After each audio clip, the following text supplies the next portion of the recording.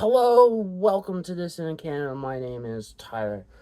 Today, tariffs are back in the news.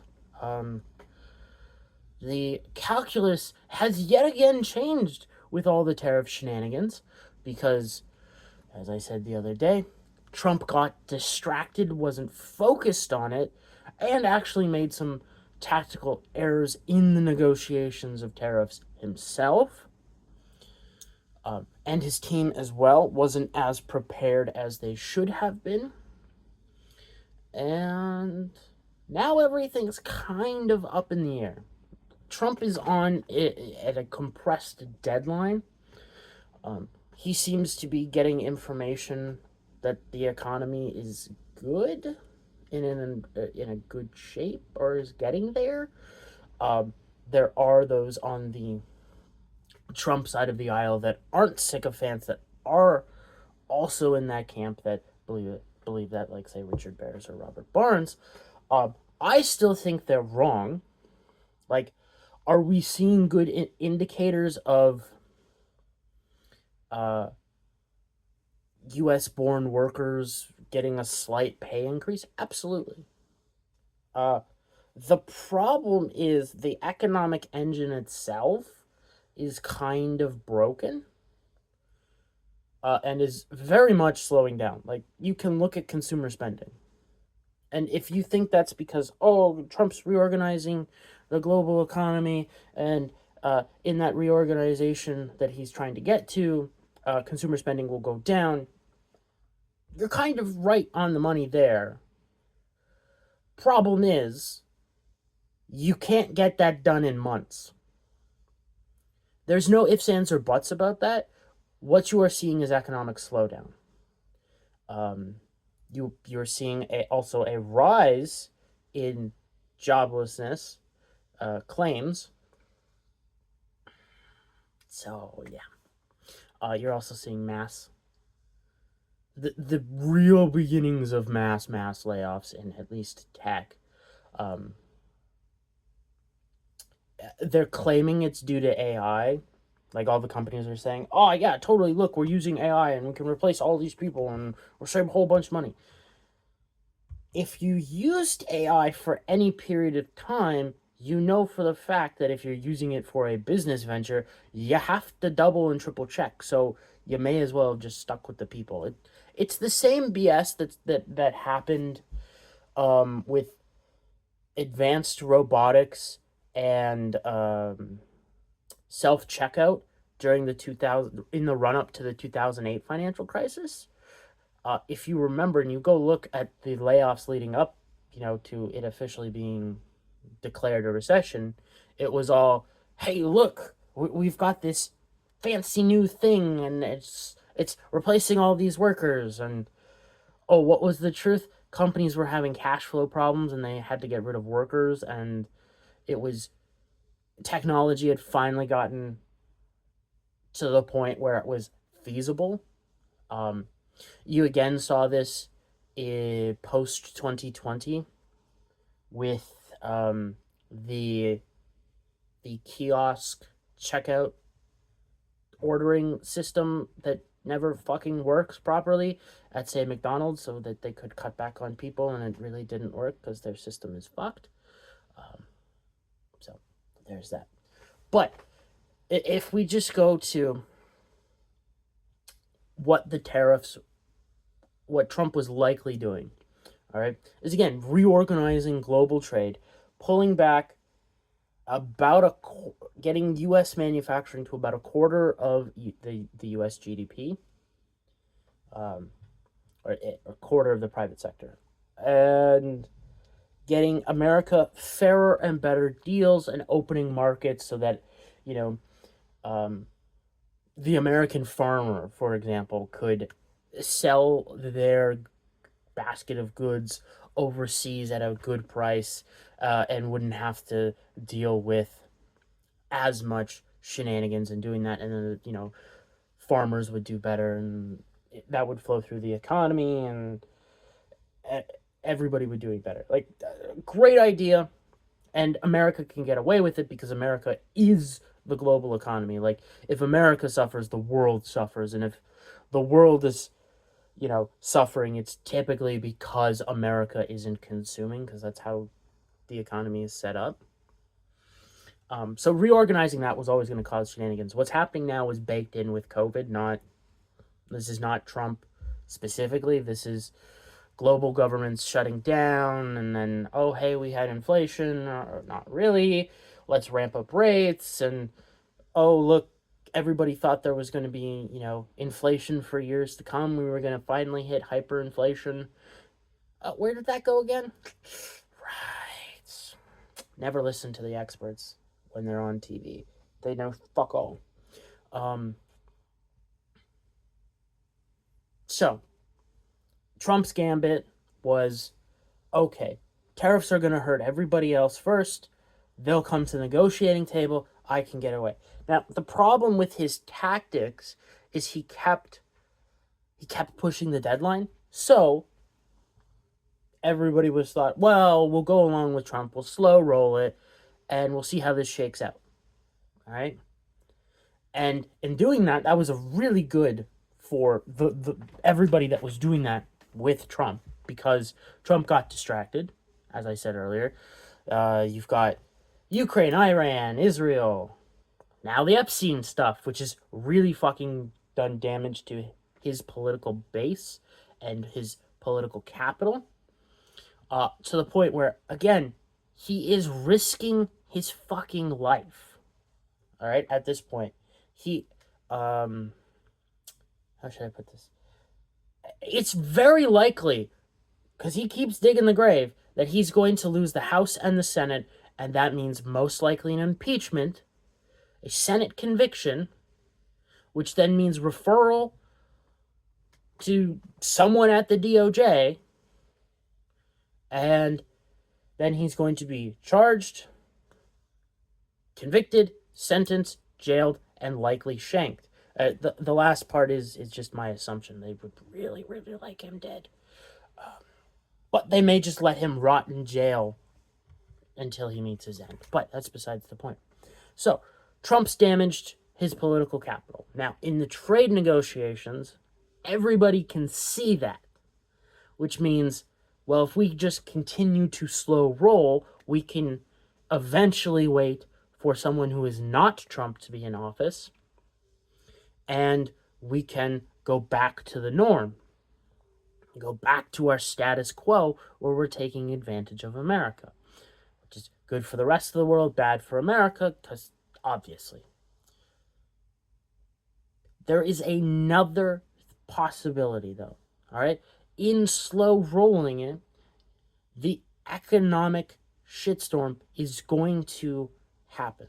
And when you look at these countries that Trump's negotiating with, nobody there is popular with their own people. Nobody really has a strong base of support due to, like strong moral foundations or whatever.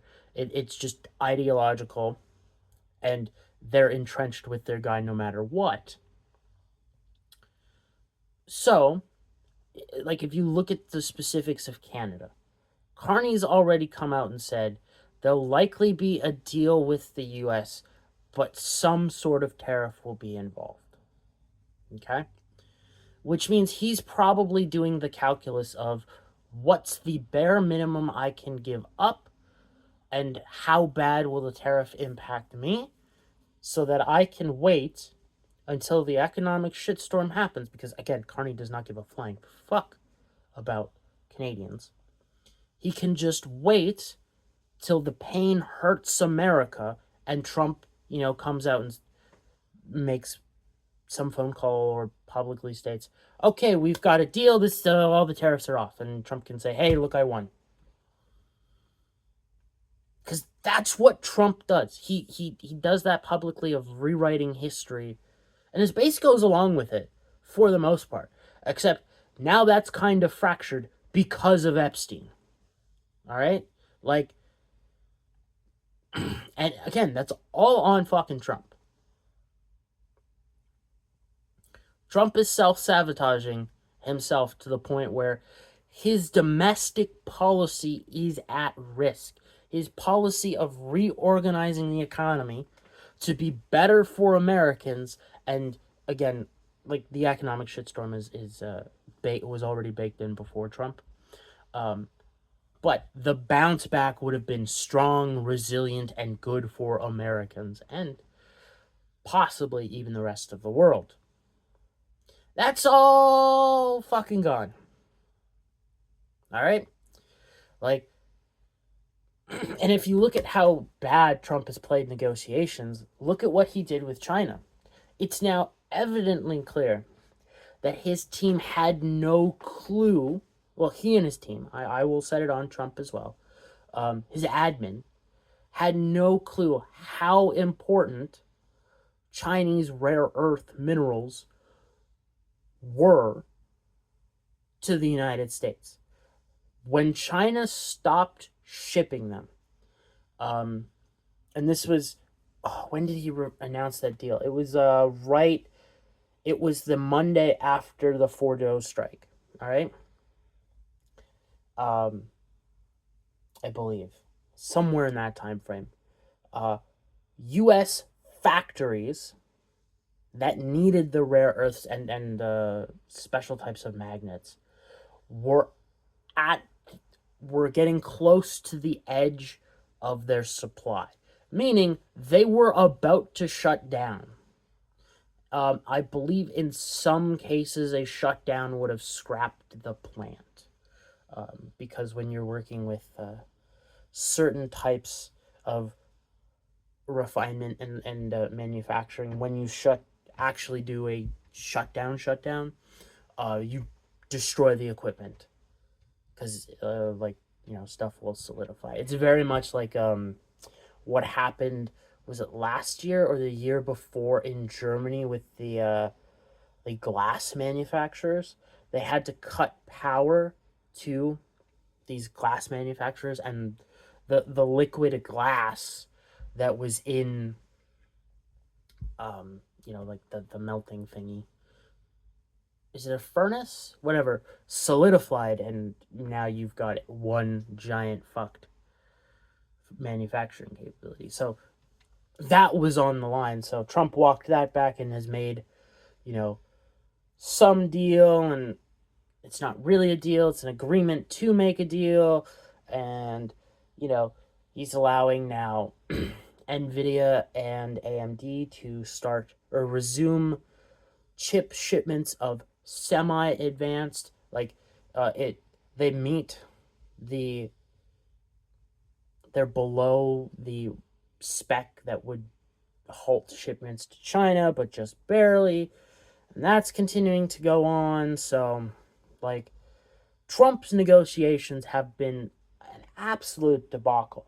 Now, if he would have, again, just stuck to his guns that he was doing in I think he did it in April, but if he would have done it earlier,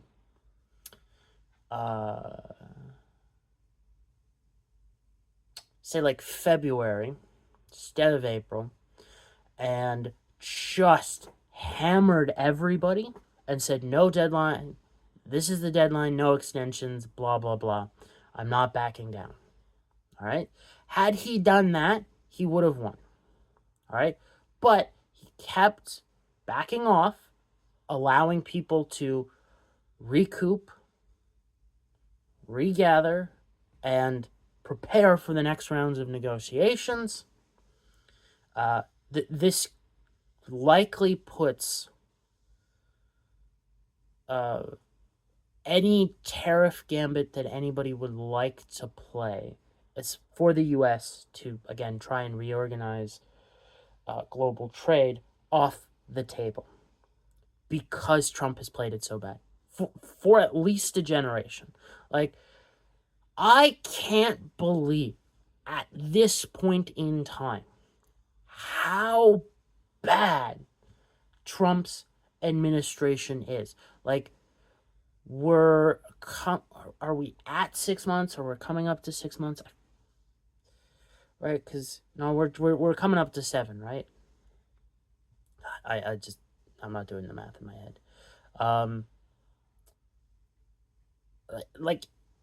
he's done such a piss poor job. Like, had he just focused on America, he would have been fine. His foreign policy has sunk him.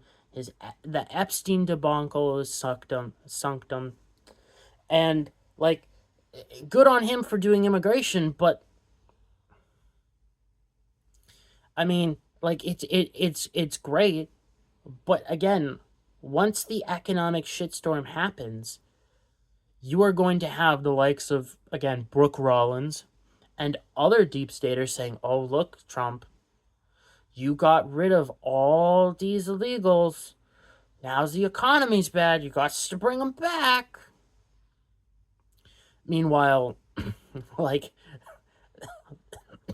mass immigration and illegal immigration, excuse me, are the reason why wages are suppressed. Well, part of the reason. It's a complicated system, all right? Meaning there's more than one factor going on. But, like, the Trump administration, again, we're not even a year in, and it's just, again, it's all fucking over the place. Like, I expected Trump to get some losses here and there. I didn't think him to fuck up so bad that, like, another impeachment, but this time with the possibility of being thrown out of office and then jailed, a thing, because he had such a large base of support around the American people. I didn't think he could fuck up this hard, and he has. Now, again, maybe Trump can miraculously stave off the worst case scenario and he stays in office, but, like, what realistically can he get done with so little political capital at this point? Like, he'd have to be able to pull off the thing of the century, somehow turn around the Epstein thing, which, yet again, at the date of recording, I wake up to another Truth Social post of him just shitting on some of his most fervent supporters because they're going on about Epstein, because holy shit, the Epstein situation it's not specifically about Epstein and all the wrongdoings that he's done. It's the representation of defending the deep state, and the deep state will get what they want. Like, Jesus, he is the best worst president. He has done remarkable things, and if he would have just done and stuck to that shit and wouldn't have gotten distracted, he would have gone down as probably one of the best presidents. All right? Hard to imagine now. I suspect he could very easily, before midterms, sink down into the 30s at this rate with his approval rating. Like, he's already at 40-something. Depending on who's polling and, what Trump just said, you're somewhere between what? Approval of 48, 46, so -2, -4, which is very bad going into the midterms, because, again, generic Republicans ran 2 to 4 points behind Trump in the last election cycle. That hasn't changed, and that probably won't change for the better. Generic Republicans are hated for good reasons. You will have lackluster turnout for anybody on the right at this rate. Like, could be apocalyptic for Trump in the midterms. And, again, the tariffs are... I thought if Trump focused on it by, like, June, July, shit would have been over. Now, I don't know. There's a very good chance that in September, October, maybe into November, Trump starts rolling all the tariffs back. and just goes back to what was, because again, September, October, and March, April is that time frame where you see liquidity shortages and problems in the global financial and global economic system really start to show. If it, we're probably, like, we're already seeing fairly large cracks. If we see larger cracks really manifest again in September, October, March, April, it may just rip open.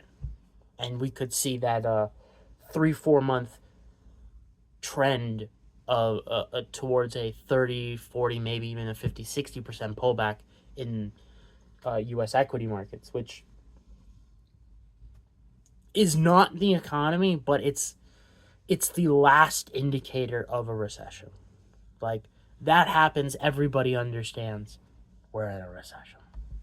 So, not great news today, but tomorrow I do have I think, a decent white pill to counteract all this bad Epstein stuff that Trump is doing.